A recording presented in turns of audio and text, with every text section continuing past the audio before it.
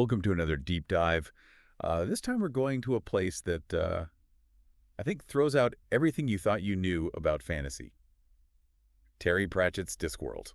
It's fascinating because it really flips the script on you in terms of what you expect from fantasy. Yeah. We're not talking about elegant elves and noble dwarves.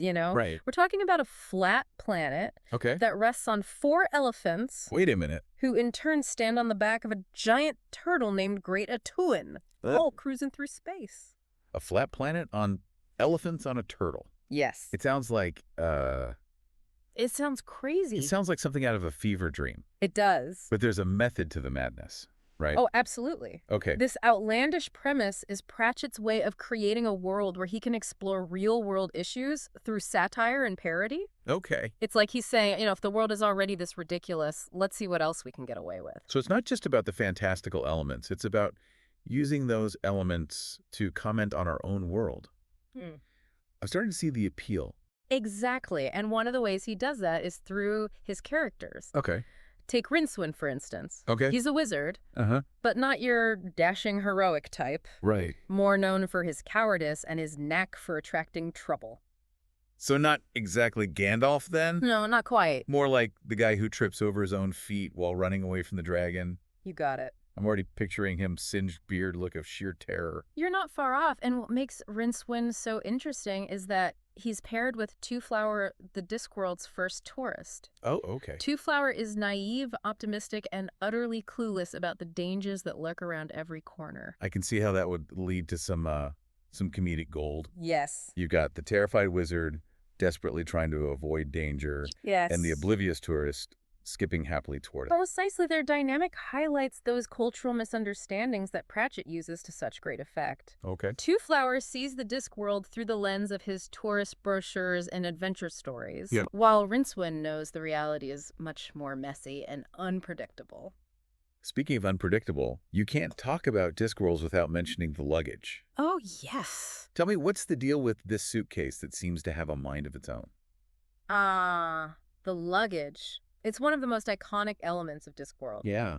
Imagine a chest with hundreds of little legs, What? a fierce protectiveness towards Twoflower, Okay. and a tendency to bite anyone who gets too close. It's both hilarious and terrifying. It is. It sounds like something out of a Monty Python sketch. It does a bit. But I bet there's a deeper meaning behind it, right? There always is with Pratchett. Okay. The luggage represents the unpredictable nature of the Discworld itself. Oh. It's a force to be reckoned with. Okay. It can also be surprisingly helpful when you least expect it. So it's not just a comedic prop. No, It's a symbol of the chaos and absurdity of this world. That's pretty clever. it is. And then there are the gods of the Discworld Oh, yes. who are playing a cosmic game with the lives of the inhabitants. That's right. Imagine them huddled around a giant board moving pieces that represent people and events, all while placing bets and squabbling amongst themselves. Yes, they're very human in many ways. So the fate of the Discworld rests in the hands of these divine gamblers. That's both intriguing and a little terrifying. Who are some of the key players in this cosmic game? Well, there's the Lady, Okay. an incredibly powerful goddess who influences events from behind the scenes, but worshipping her directly is said to be extremely dangerous. Okay. And then there's Death, a recurring character who is surprisingly philosophical and even has a sense of humor. It's like Pratchett is taking those grand, abstract concepts of fate and destiny and making them feel personal and relatable. He is. And I bet he uses these divine interventions to poke fun at human nature, right? He certainly does. The gods are often depicted as flawed and petty, just like the humans they oversee.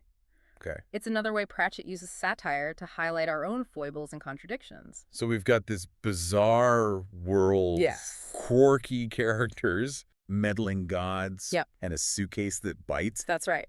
What exactly is Pratchett trying to say with all of this?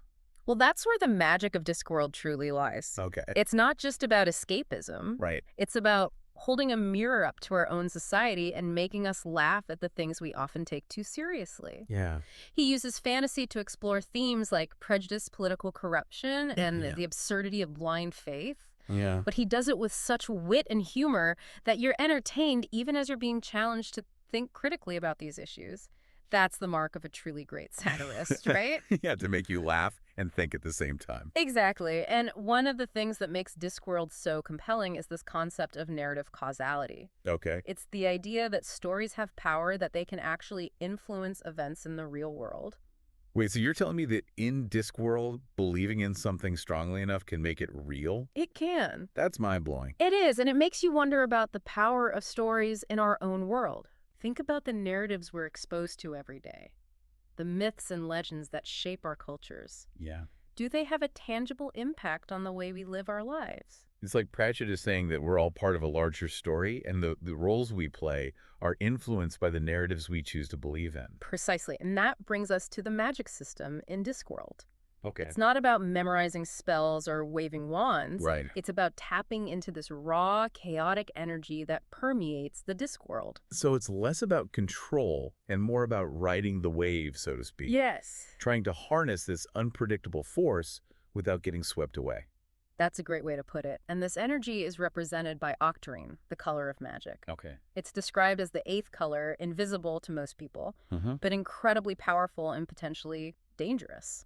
It sounds like octarine is kind of like nuclear energy in our world. Yes. It has the potential to do great things, Right. but if you're not careful, it can blow up in your face. Exactly. Yeah. Which is why Discworld wizards are often portrayed as somewhat incompetent and prone to mishaps. Right. They're constantly struggling to control this chaotic force, and their experiments often have unintended consequences. So instead of elegant wizards in flowing robes, Yeah. we get these bumbling professors who are more likely to cause an explosion than cast a spell properly. That's the Discworld way. Okay. And it's hilarious to watch, but it also serves as a reminder that knowledge, especially magical knowledge, can be a double-edged sword. It makes you wonder if some things are better left unknown, right? It does. Or at least approached with extreme caution. That's a question that comes up again and again in Discworld, Yeah. and it's one that we might want to consider in our own world, especially with the rapid advancement of technology and the potential consequences we face. It's like Pratchett is using fantasy to make us think about real-world ethical dilemmas. Right? That's pretty impressive. He was a master at weaving these philosophical threads into his stories, Right. but he never lost sight of the importance of entertainment. And that's what makes Discworld so unique. It's both thought-provoking and laugh-out-loud funny. Exactly, and it's full of these memorable characters who, despite their quirks and flaws, often display surprising depth and compassion. Okay. Take Death, for instance. Okay. He's not some grim reaper figure, Right? but a rather thoughtful and even sympathetic being Yeah. who is just trying to do his job. It's amazing how Pratchett can take something as seemingly dark and morbid as death Yeah. and turn it into a source of both humor and philosophical reflection. That's his genius. He challenges our preconceived notions and forces us to look at things from a different perspective. So with all this going on, where should a newbie start their Discworld journey? Is there a particular book you'd recommend? That's a great question. Yeah. While The Color of Magic is technically the first book, I often suggest Guards as a good entry point. Okay. It introduces Ankh-Morpork, the Discworld's largest city, Right. and follows the adventures of the City Watch, a group of misfit cops who are trying to maintain some semblance of order in a city that's perpetually on the brink of chaos. So if you're a fan of police procedurals with a fantastical twist, Guards is the way to go. Exactly. Or if you're more interested in stories about strong female characters, I might suggest Wired Sisters. Okay. It features a coven of witches who get caught up in a royal coup and end up having to save the kingdom. I love that idea, which is meddling in politics. It's a lot of fun. It sounds like a lot of fun, but also a clever way for Pratchett to comment on power dynamics and social structures. Am I right? You are. And then there's the Death series, Okay. starting with Mort. Okay. It follows Death's apprentice, a young man who learns that reaping souls is a lot more complicated than it seems. That sounds fascinating. Is it as dark as it sounds? It can be. Or does Pratchett manage to inject some humor into even that? Oh, there's definitely humor, but it's also surprisingly philosophical and heartwarming. Okay. It explores themes of life, death, and the meaning of existence, but in a way that's both accessible and entertaining. It seems like there's a Discworld book for everyone. There is. No matter what your taste in fantasy might be. And that's one of the reasons why it has such a devoted following. Okay. There's something for everyone, whether you're looking for a good laugh, a thought-provoking adventure, or a bit of both. And each book offers a unique window into this crazy, wonderful world, right? Exactly. While there's a loose chronology to the series, Okay. you can pretty much jump in anywhere and enjoy a complete story. Uh-huh. You don't have to read them in any particular order. That's great for those of us who like to dip in and out of a series. It is. But I'm curious, are there any recurring themes that connect the different books? There are several. One that stands out is this idea of challenging assumptions. Okay. Pratchett constantly forces us to question what we think we know about the world, Yeah. whether it's our beliefs about magic, religion, politics, Wow. or even the nature of reality itself. So he's encouraging us to think critically and not just accept things at face value. Exactly. And another recurring theme is the importance of empathy. No. Even though Discworld is full of quirky and sometimes downright bizarre characters, they often display surprising depths of compassion and understanding. It's like Pratchett is saying that even in a world as crazy as the Discworld, we can still find moments of genuine human connection. That's a beautiful way to put it. Yeah. And it's one of the things that makes Discworld so enduring. Okay. It's a reminder that no matter how different we may seem on the surface, we all share certain fundamental experiences and emotions. And that's a message that transcends genre and resonates with readers of all ages and backgrounds. Absolutely. And it's a testament to Pratchett's skill as a writer. Right. That he can convey such profound truths while also making us laugh along the way. I'm starting to get a sense of why Discworld has such a devoted fan base. It's more than just fantasy. It is. It's a reflection on the human condition told with wit and warmth and a healthy dose of absurdity. And that absurdity is key. It allows Pratchett to explore serious themes without becoming preachy or overly sentimental. Right. He can tackle big questions about life, death, and the meaning of existence, but he does it with a twinkle in his eye and a tongue firmly planted in his cheek. That's a rare combination. It is. It's like he's inviting us to laugh at ourselves and the world around us, Yeah, but in a way that's ultimately life-affirming. exactly. And that brings us back to this idea of cultural misunderstandings, Okay. which is a recurring theme in Discworld. Right. We talked about Twoflower the tourist earlier, Yeah. and how his naive perspective often leads to hilarious situations. Right. He's so eager to experience everything the Discworld has to offer, Yes. but he often misinterprets what he sees based on his own limited understanding of the world. And those misunderstandings are often a source of great humor, Yeah. but they also serve a deeper purpose. Yeah. They highlight the fact that our own perspectives are often limited by our upbringing, our culture, and the stories we've been told. So we're not just laughing at Twoflower. No. We're laughing at ourselves and our own tendency to jump to conclusions based on incomplete information. Precisely. And it's a reminder that it's always worth taking the time to understand other perspectives, Yeah. even if they seem strange or unfamiliar at first. That's a powerful message, especially in today's world, where it's easy to get caught up in our own echo chambers and forget that there are other ways of seeing the world. And that's one of the things that makes Discworld so relevant, even though it's set in this fantastical, absurd world. Right. It speaks to universal human experiences and encourages us to think critically and empathetically about the world around us. You know, we've talked a lot about the characters, the humor, the satire, and the philosophical themes, Yes. but we haven't really delved into the nitty-gritty of Discworld magic. True. How does it actually work? That's a great point. Hmm. Discworld magic is unlike anything you've encountered in other fantasy worlds. Okay. It's not about meticulously learned spells or carefully crafted wands. Right. It's about tapping into this raw, chaotic energy that permeates the disc. It's about tapping into this raw, chaotic energy that permeates the disc world. So we've got this raw magic swirling around, Yeah.